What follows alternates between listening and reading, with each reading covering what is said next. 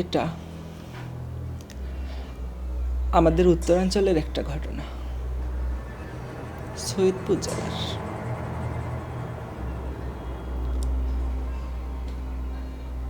1998 সালের দিকে ঢাকা থেকে দিনাজপুরগামী একটা বাস অ্যাক্সিডেন্ট করে। অ্যাক্সিডেন্টে সেই বাসের সবগুলো যাত্রী মারা যায়।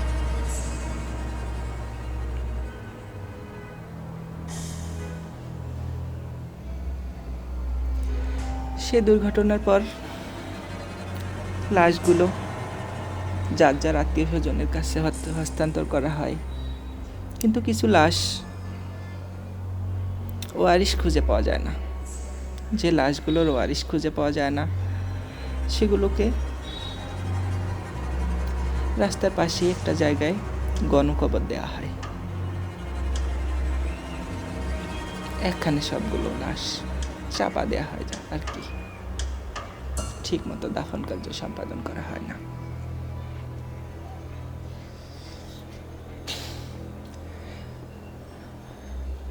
তো 1998 সালের বন্যার কথা সবাই জানেন। সেই সময় বন্যা হয়। বন্যার স্রোতে যে জায়গায় লাশগুলো চাপা দেওয়া হয়, স্রোতে সেই মাটিগুলো সরে যায়, সরে গিয়ে লাশগুলো ভেসে ওঠে।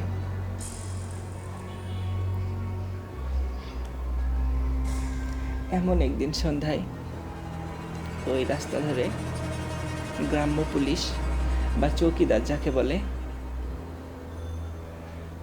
সন্ধ্যায় ওই রাস্তা দিয়ে সে ডিউটি করতে যাচ্ছিল। সে হাতে টর্চ লাইট জ্বালতে জ্বালতে যাচ্ছিল সাইকেলে চড়ে। তো টর্চের আলোতে একটা জিনিস হঠাৎ চকচক করছে, সে দেখতে পেল। দেখে সে দাঁড়ালো যে দেখি কি এখানে চকচক করছে।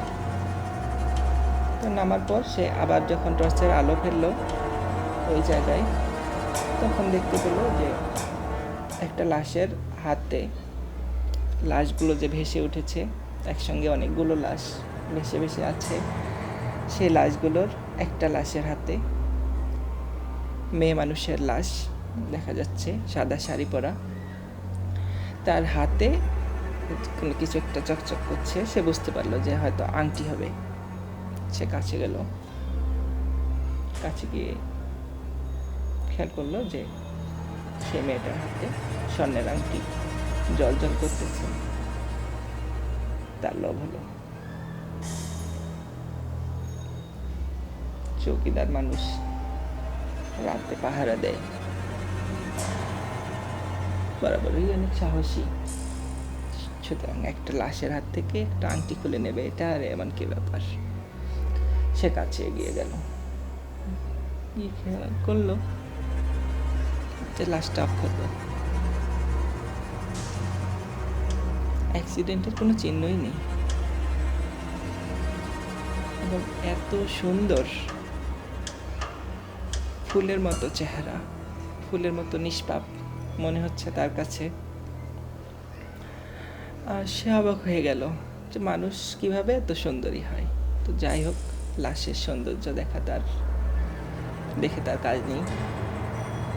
তার লক্ষ্য লাশের হাতের আংটি। সে আংটির দিকে হাত বাড়ালো। তো আংটি অনেক খোলার চেষ্টা করলো, অনেক টানাটানি করলো, কিন্তু খুলতে পারলো না। লাশ আর কি ফুলে গেছে, কয়েকদিন হয়ে গেছে ফুলে গেছে, আংটি বসে গেছে। অনেক চেষ্টা করেও সে যখন খুলতে পারলো না, তখন একবার চলে যেতে চাইলো, কিন্তু লোভ, যেটাকে বলে লোভে পাপ, পাপে মৃত্যু, লোভেরই জয় হলো। সে সিদ্ধান্ত নিল তার পকেটে চাকু আছে, চাকু দিয়ে সে আঙ্গুলটা কেটে আংটিটা বের করে নেবে। তার মতো এত সাহসী একটা মানুষ যদি লাশের হাত থেকে একটা আঙ্গুল কেটে আংটি বের করতে না পারে, তাহলে কিসের চৌকিদারি তার। সে চাকু বের করে আঙ্গুলটা কেটে ফেলল, কেটে আংটিটা নিয়ে নিল। নিয়ে তার রাস্তা ধরে চলতে শুরু করলো। আবার ততক্ষণে অনেক রাত হয়ে গেছে।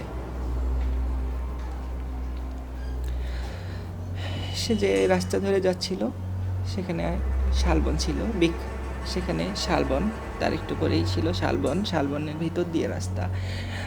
অনেকেই জেনে থাকবেন বিখ্যাত সিংড়া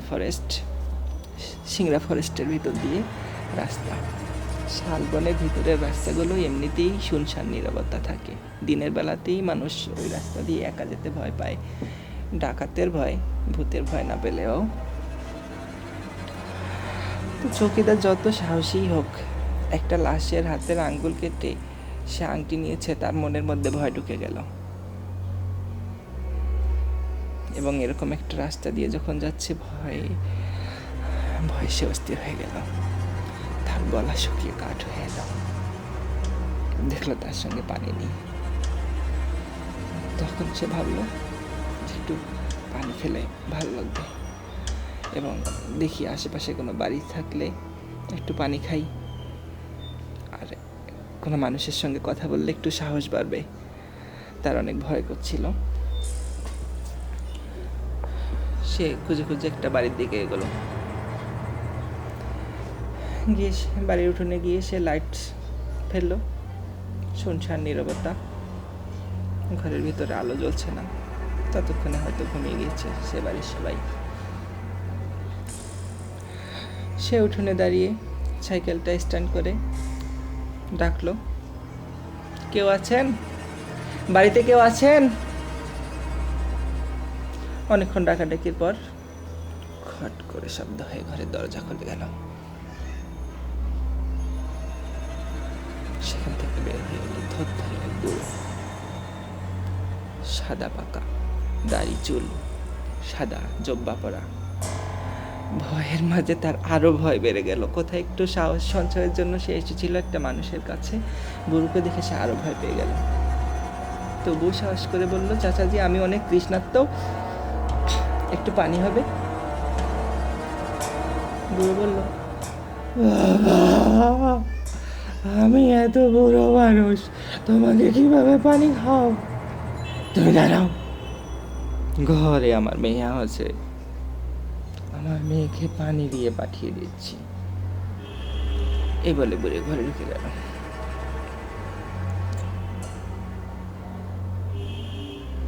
কিয়ৎক্ষণ পরেই অপরূপ সুন্দরী এক মেয়ে, সাদা শাড়ি পরিহিতা,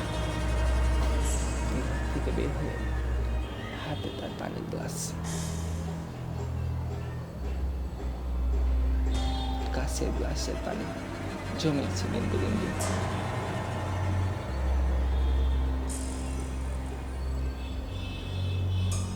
সে পিপাসার্ত দৃষ্টিতে পানির দিকে তাকানোর আগেই মেয়েটার দিকে তার চোখ পড়ল। অবাক হলাম, একটা মেয়ে কি করে এত সুন্দর হয়? এত সুন্দর মেয়ে তার জীবনে সে দেখে। মানুষ যে বলে পরীর মতো সুন্দর, আজ আসলে বুঝলাম এটাই হবে, এই মেয়েই পরীর মতো সুন্দর।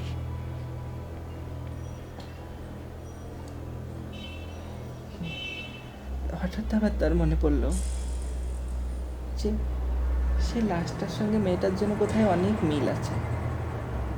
হ্যাঁ, লাশটা সাদা শাড়ি পরা ছিল, এই মেয়েটাও সাদা শাড়ি পরা, এবং চেহারার মধ্যে অনেকটা মিল আছে। সে মেয়েটাও এত সুন্দর ছিল। তো যাই হোক, সে পানি খেয়ে এখান থেকে বিদায় নিতে পারলেই হয়। সে পানি নেওয়ার আহ্বান প্রকাশ করলো, হাত বাড়ালো। মেয়েটাও পানি নিয়ে গিয়ে এলো, এসে বলল, নিন পানি খান। পানির গ্লাসটা নেওয়ার সময় চৌকিদার খেয়াল করলো মেয়েটার হাত থেকে টপ টপ করে রক্ত পড়ছে মাটিতে। সে ভালো করে লক্ষ্য করলো মেয়েটার হাতের একটা আঙ্গুল কাটা। আমার গা শিউরে উঠছে এখন বলতেই, নিশ্চয়ই তার গাও শিউরে উঠেছিল সেই সময়। কি ব্যাপার, মেয়েটার হাতের আঙ্গুল কাটা? সে সে পানিতে চুমুক দেওয়ার আগেই সাহস করে জিজ্ঞেস করলো, আচ্ছা একটা কথা জিজ্ঞেস করি, আপনার হাতে কি হয়েছে? আপনার হাতের আঙুল কাটা কেন? রক্ত পড়ছে টপ টপ করে আপনার হাত থেকে। মেয়েটা বলল, আমার হাতের আঙ্গুল কি হয়েছে আপনি শুনবেন? চকিদার বলল, হ্যাঁ শুনবো, কি হয়েছে আপনার হাতে? মেয়েটা বলল, আমার আঙ্গুল কি হয়েছে শুনবেন? চকিদার বলল, হ্যাঁ বললেন, কি হয়েছে শুনি। মেয়েটা বলল, শুনবেন আমার হাতের আঙ্গুল কি হয়েছে? চকিদার বলল, হ্যাঁ বলেন, আপনার হাতের আঙ্গুল কি হয়েছে? মেয়েটা বলল, শুনবেন আমার হাতের আঙ্গুল কি হয়েছে? চকিদার বলল, হ্যাঁ কি হয়েছে আপনার হাতের আঙ্গুল? মেয়েটা বলল, তুই শেষ।